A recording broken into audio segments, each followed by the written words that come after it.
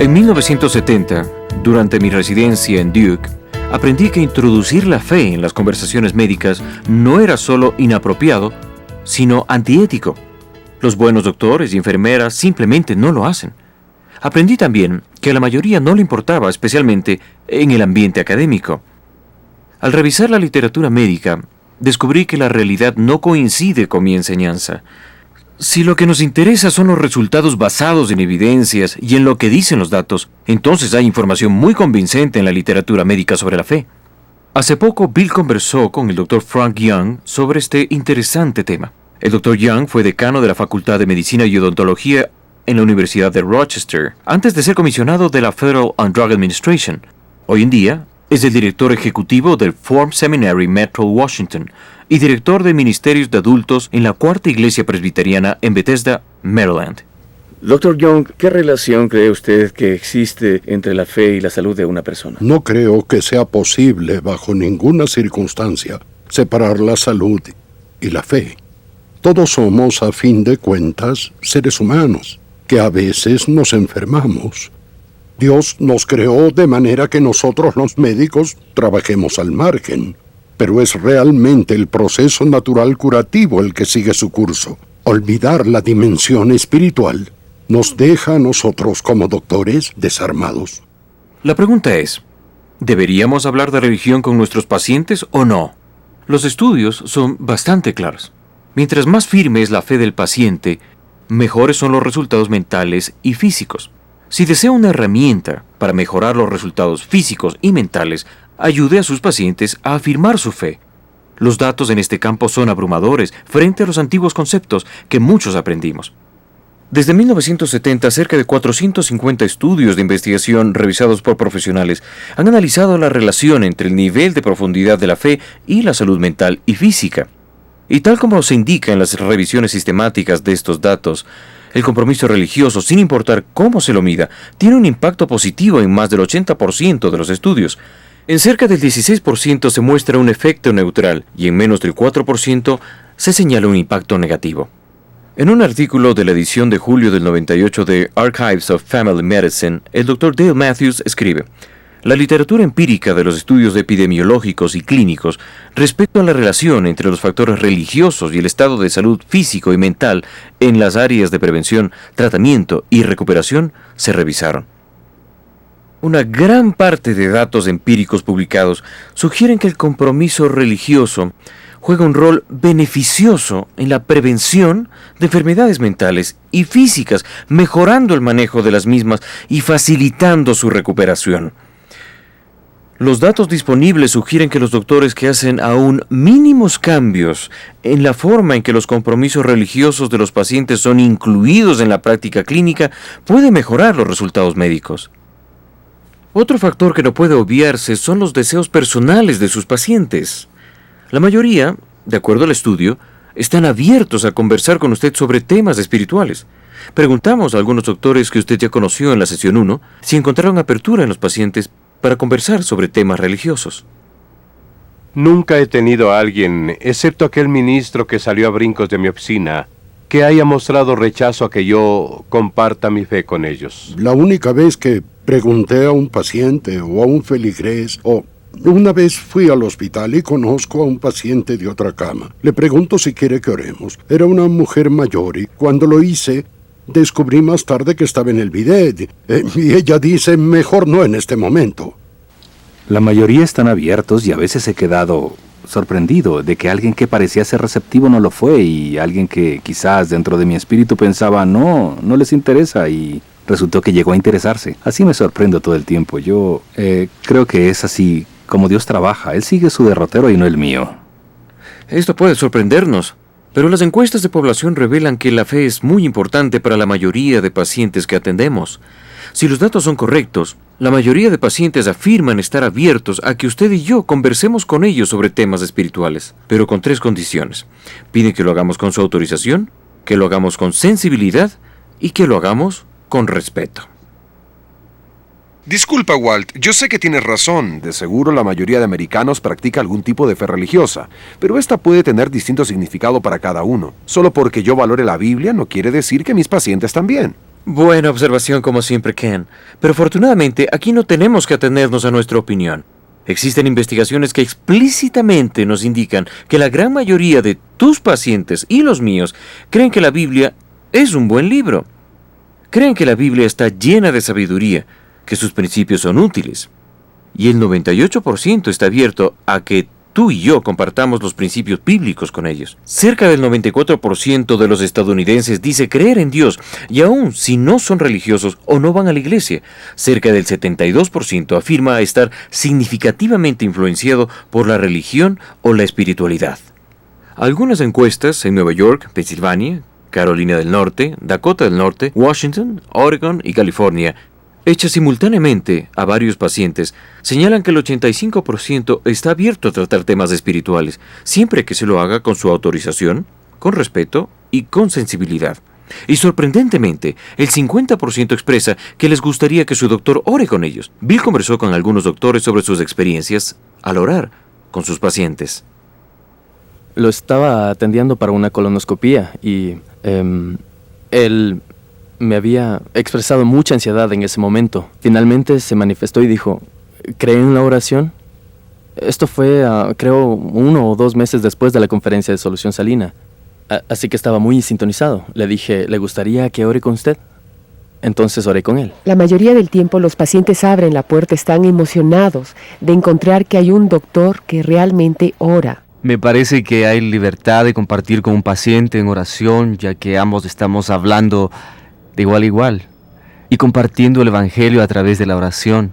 Y para mí eso es muy natural. No hay manipulación en hacerlo así, sino que siento como que estamos en la presencia de Dios y veo la oportunidad que Él me da para compartir con ellos su amor, el gran propósito que tiene para ellos, su soberanía sobre sus vidas. Lo que más me ha animado es que 6 o 12 meses después de haber orado con uno de mis pacientes, puede que de verdad ya ni recuerde la oración o lo que dije, pero ese paciente regresa a verme y me dice, usted no sabe el impacto que causó en mi vida. Encontré que nada da más seguridad a una familia cristiana que el saber que su doctor confía en el mismo Dios a quien ha confiado el bienestar de sus hijos. Y he visto que incluso los religiosos, que yo no diría han nacido de nuevo, piensan que es bueno. No he tenido a un paciente que me haya rechazado por haberle propuesto orar. Oré con una paciente y yo recuerdo que quizás un día después estábamos tomando el ascensor y vi a esta paciente en él y me dijo, ¿sabe que lo que usted hizo por mí ayer me hizo bastante bien? Alguien dijo, venga rápido. Uno de los periodistas se había desmayado y era una persona con una historia previa de cirugía de bypass. Tomaba medicamentos para el corazón y querían un doctor ya. Así que fui allí, hice un rápido historial y determiné que en verdad se trataba de un colapso emocional. Por el camino llamé al 911 y les pregunté, ¿les gustaría que ore por ustedes? Eso fue muy importante en sus vidas, según me dijo después la esposa. Pero también se me acercaron algunos periodistas a decirme, eso nos conmovió. Bien, podemos creer en los datos. Los pacientes se interesan más en los temas espirituales que nosotros en hablar de ellos. Por la razón que sea, según los pacientes encuestados, menos del 17% de nosotros les hemos hablado alguna vez de temas espirituales. Y creo que eso es trágico cuando pensamos en nuestra responsabilidad como seguidores de Cristo. E incluso es una irresponsabilidad nuestra si consideramos el impacto que la fe de una persona tiene en su salud. Es interesante que nuestra experiencia en este campo ahora es confirmada por la investigación, porque los estudios muestran que cuando uno trata a los pacientes en el reino de lo espiritual, ellos tienen una mejor recuperación, se sienten mejor y finalmente se está tratando a la persona integral, al paciente integral. Y los doctores que lo hacen, creo que están cumpliendo una obligación, no solo una obligación médica, sino una obligación con Dios. Y es tremendamente importante que vivamos de acuerdo a aquellas expectativas que nuestra comunidad tiene cuando va al doctor. Que todos sus problemas sean tratados al mismo tiempo. Aunque tal vez no entendamos el efecto de los hechos fisiológicos de la fe, Cada vez más escuelas de medicina y programas de residencia ahora incluyen módulos espirituales a su currículo, dados los recientes estudios. Puede ser que no entendamos la fisiología de la fe, pero la palabra nos da una explicación teológica clara. La causa de la miseria humana es el pecado. Analice cualquier área de la vida y la razón por la que existe disfunción, desorden y enfermedad es porque el hombre está separado de Dios, espiritualmente muerto por el pecado. Cuando Adán y Eva dijeron, viviremos satisfaciendo nuestras necesidades apartados de Dios. Y Dios les dijo, está bien, dejaré que experimenten alejados de mí. Y es lo que hemos heredado. Porque fuera del cuidado del Creador no podemos sostener la vida, sea fisiológica, psicológica o socialmente. El dolor se hizo un factor, y ya sea un dolor físico, social o psicológico, se da por el hecho de que vivimos en un mundo caído. Y si Adán no hubiese pecado, no habría enfermedad, ni disfunción, ni desorden, ni habría necesidad patológica de médicos o dentistas en absoluto. Cada área de la vida de una persona es impactada por la muerte espiritual. Mira el diagrama en su cuaderno. Fisiológicamente estamos en una continua declinación de la salud a la enfermedad. Psicológicamente de la plenitud al vacío. Socialmente de la armonía a la anarquía. Y aunque podemos desacelerar la caída, no podemos detener en última instancia el progreso de la enfermedad sin tratar la condición espiritual de la persona. Los hechos de la historia y la revelación son claros. El hombre y la mujer no pueden prosperar, física, social o personalmente fuera de Dios. Quiero decir esto, enfatizándolo hasta donde sea posible a los que están interesados en la excelencia de la medicina, de la odontología o de la atención de la salud en general, que debemos tener en mente la imagen completa. Ahora, no me malentienda, no estoy sugiriendo que minimicemos los síntomas biomédicos, pero si queremos sanar a la gente, debemos ayudarla a descubrir dónde está el origen del problema, porque cuando presentamos a Cristo a una persona, iniciamos una terapia en sus vidas, que posteriormente cambiará toda su existencia. Un día, esa persona estará frente a frente con Jesucristo, y si él o ella, al estar frente a Él, lo acepta como su Salvador, su mundo será absolutamente y totalmente distinto. Ya no habrá enfermedad, ni habrá más desorden, ya no habrá más disfunciones fisiológicas, porque el pecado y sus consecuencias habrán sido finalmente y definitivamente tratados. Juan dice en el libro del Apocalipsis, enjugará Dios toda lágrima de sus ojos, y ya no habrá muerte, ni habrá más duelo, ni llanto, ni dolor. Porque el orden antiguo ya habrá pasado. Eso es maravilloso, ¿eh? Eso es posible gracias a la muerte y resurrección de Jesucristo. La solución definitiva para toda la miseria humana es Jesucristo. Él es el único que puede sanar el pecado.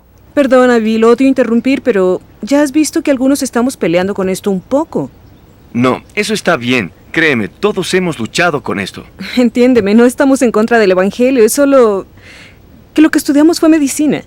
No somos teólogos. Si alguien me habla de calvinismo, predestinación o lo que sea, me pierdo en 2 segundos. Lo sé, y créeme, te entiendo. En su mayoría ustedes aprendieron a ceñirse a la biomedicina. Pero la biomedicina es solo un subconjunto de algo mucho más grande dominado por realidades espirituales. No intento convertirlos en teólogos, sino que vean cuán importante es la salud espiritual de sus pacientes para la salud física. Créanme, concuerdo con Sófocles, no es sabio que un médico lance un conjuro sobre una herida que necesita un bisturí. Pero quiero decir también que no es sabio que un doctor prescriba únicamente Prozac cuando el problema real es espiritual. Es clave darse cuenta que tenemos un recurso poderoso que tal vez no estamos usando. El poder de Jesucristo en la vida de una persona. Cuando trasladamos la dimensión espiritual a la biomedicina, ayudamos a que la persona inicie una relación terapéutica con Jesucristo. Su nueva vida espiritual puede impactar significativamente en su vida física. Ellos quieren saber que son cuidados por un doctor que no solo es técnicamente capaz, sino que también entiende que toda enfermedad tiene un componente espiritual. Y eso es parte del proceso curativo. Necesitamos ser médicos completos mirando más allá que una pequeña área del paciente. Para mí ya no se trata solo de técnica, es mirar a la persona integral, viendo su dolor al mirar directo a sus ojos. Ahí lo ves. Pienso que todo médico entiende esto. Pero si no tiene, yo diría, si no tiene un trasfondo cristiano, y esto es que el hombre es una trinidad, que es un alma, que ocupa un cuerpo y tiene un espíritu, que por lo tanto existen medicinas físicas como también medicinas emocionales y medicinas espirituales, y que no se puede usar una por la otra, no funciona. Así que si necesitas psiquiatría es psiquiatría, si consejo espiritual es consejo espiritual, pero si tratas al paciente integral, utiliza las tres al mismo tiempo. ¿Escuchó al Dr. Coop? Hay otra razón por la que es importante para usted concebir la medicina como un tratamiento integral. Pienso que Dios creó esta relación doctor-paciente por esa misma razón. Hay una distancia entre el púlpito y las bancas que no existe junto a la cama del paciente. Es importante que usted aproveche la oportunidad para lograr un impacto en sus pacientes a través de Jesucristo. Quiero que piense que tal vez el lugar más estratégico para ministrar no es el púlpito, sino la camilla, o el quirófano o el consultorio donde usted trabaja y aplica su profesión.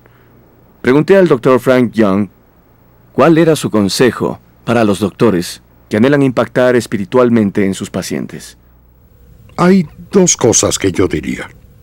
La primera es tener confianza en tu práctica médica.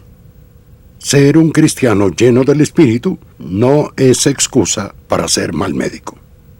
Pero segundo, puesto que la mayoría de nosotros tiene un arsenal limitado. Por ejemplo, yo conocía 40 medicamentos, muy bien, pero igual tenía que regresar a investigar sobre otros. Tenía mis 40.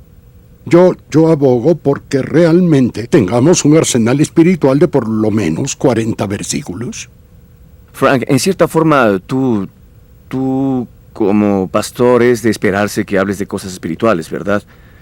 ¿Un doctor debería sentir alguna limitación al respecto o no? En corto, no, pero tengo una respuesta larga. A los 17 no sabía si entrar al ministerio o a la medicina. Y mi pastor en aquel entonces, el pastor Wynne, me dijo: Frank, es posible que tú llegues a más gente que yo, como doctor, y a traer la palabra de Cristo más que un pastor. Todos esperan que yo predique, no lo esperan de ti. Y eso fue algo que causó gran impacto en mi vida. Es esencial que tanto lo espiritual como lo médico sea satisfecho, y nadie lo hace mejor que un médico. Para muchos esto es difícil. Sentimos que tal vez estamos invadiendo la privacidad en ese acercamiento a la persona. Quizá es algo que no deberíamos decir, pero si tenemos la convicción, si la tenemos, que hay una eternidad, y si estamos convencidos que reconocer a Cristo como Salvador es la decisión más importante, sería mal médico, en mi opinión, no resaltar la dimensión espiritual de la salud. Sabe, creo que es absolutamente correcto. Bill, cuando empecé a tratar de integrar la fe en mi trabajo cotidiano, como la mayoría de profesionales, estaba sumamente ocupado. Lo que en verdad me ayudó fue ver la práctica de mi profesión desde el punto de vista de Dios, como su llamado, y no solo como una carrera. Un diccionario define vocación como un llamado o disposición para cierta carrera. El trabajo o profesión para el cual uno siente que tiene una aptitud especial. Una de mis autoras favoritas, Dorothy Sayers, en su libro Credo y Caos, lo dice de esta manera. Ella dice: el trabajo no es primordialmente algo que se hace para vivir, sino que es algo para lo que se vive. Es aquello en lo que encontramos satisfacción espiritual, mental y corporal. Y es el medio por el cual nosotros nos ofrecemos a Dios. Walt, creo que eso es correcto. Si uno es llamado a una carrera, una vocación, aquel que te llamó obviamente tiene derechos sobre tu trabajo. En otras palabras, debemos ver nuestro trabajo desde la perspectiva de Dios. Es un llamado santo para servirlo. Quiero decir, siento tristeza por las iglesias que a veces han deshonrado la vocación secular. Deberíamos estar en el negocio de reafirmar a hombres y mujeres en sus vocaciones seculares, recordando que es la voluntad de Dios. Y si lo es, si es voluntad de Dios, entonces es sagrada. Es muy importante. Y, bueno, en otras palabras, si su pastor y usted van a trabajar por distintas razones, uno de los dos tiene la motivación equivocada. Walt, sé que tú luchaste mucho con esto. Bill, en los años 80 empecé a preguntarme, ¿estoy realmente llamado a la medicina? ¿Era esa la carrera para la que Dios me había llamado? Luego de orar y meditar, la respuesta clara para mí fue un rotundo sí. Walt, ¿cómo impactó esto en tu trabajo? 2 principios significaron mucho para mí temprano en mi carrera. El primero fue empezar a comprender que cada una de mis citas, cada día, no era una cita que el paciente hizo la semana pasada, no era una cita que la mamá o la esposa hicieron, sino que era una cita que hizo Dios. Esto fue en verdad clave para mí. Me permitió empezar a apreciar cada día y a cada paciente en forma totalmente diferente. El segundo principio, que significó mucho para mí, fue uno de aplicación. Si cada cita era divina, si Dios ya estaba trabajando en la vida de mis pacientes, necesitaba aprender a hacerme una pregunta antes de entrar al consultorio, al quirófano, a la sala de partos o a la sala de emergencia. La pregunta es, ¿qué está haciendo Dios? ¿O qué ha hecho ya el Señor en la vida de esta persona y cómo puedo acompañarlos en esto? Mi pregunta no era ¿qué puedo obtener? No qué puedo hacer, ni siquiera qué debería hacer.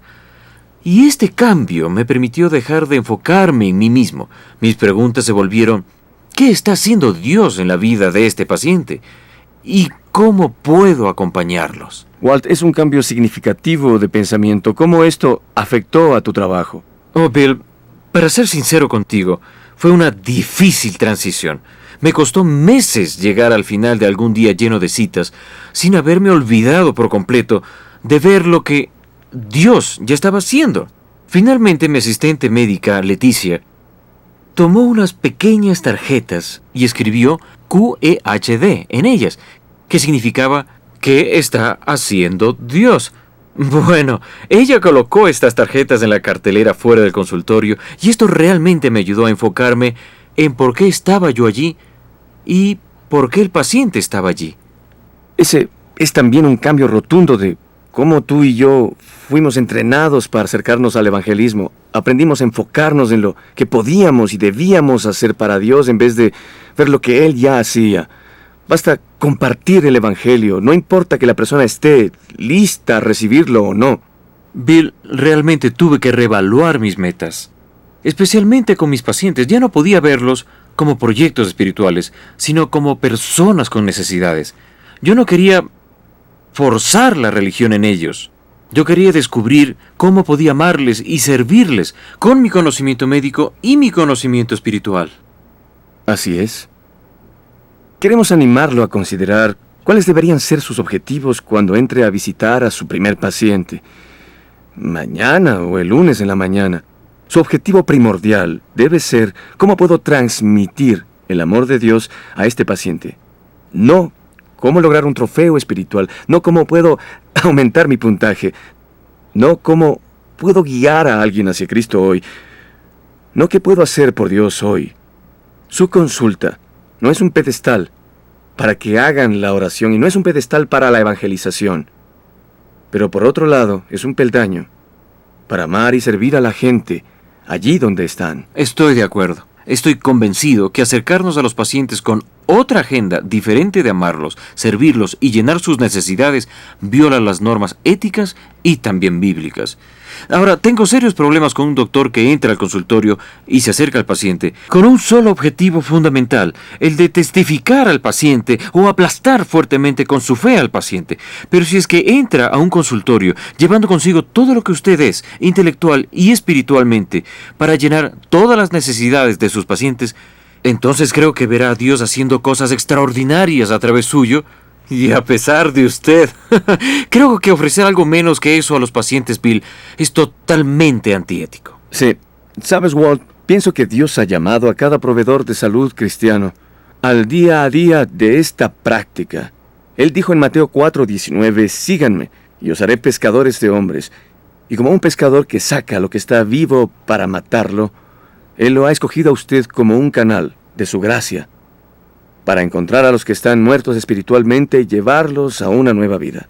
Y a diferencia de un pastor o un teólogo o cualquier obrero eclesiástico, la gente que necesita a Cristo entra a su consulta todos los días Con el lanzamiento de este video calculamos que más de 10.000 profesionales de la salud serán entrenados para aprovechar esta oportunidad. Y si la asociación médica no se equivoca, cada doctor tiene un promedio de 100 pacientes semanales. Eso significa que los graduados de este curso y de esta conferencia tendrán 45 millones de oportunidades al año para compartir la calidez, el amor y la compasión de Jesús. Bill, estas cifras son asombrosas y el impacto que podemos lograr también es asombroso. En verdad me ayuda el recordar algo que Larry Moyer acertadamente dijo. Él dijo, Dios no nos pide que llevemos al perdido hacia Cristo. Él claramente nos pide que llevemos a Cristo hacia el perdido. Así que podemos llevar con nosotros a Cristo a nuestro consultorio, a cada paciente, cada día. Por lo tanto, cada uno tiene una inigualable oportunidad para llevar una cura real, física y espiritual a cada uno de sus pacientes. Esto es algo que podemos hacer, algo que deberíamos hacer. Y algo que creo es que usted terminará este curso diciendo, puedo hacerlo. Pero esto no sucederá por lo que usted es. Esto sucederá por lo que Dios es.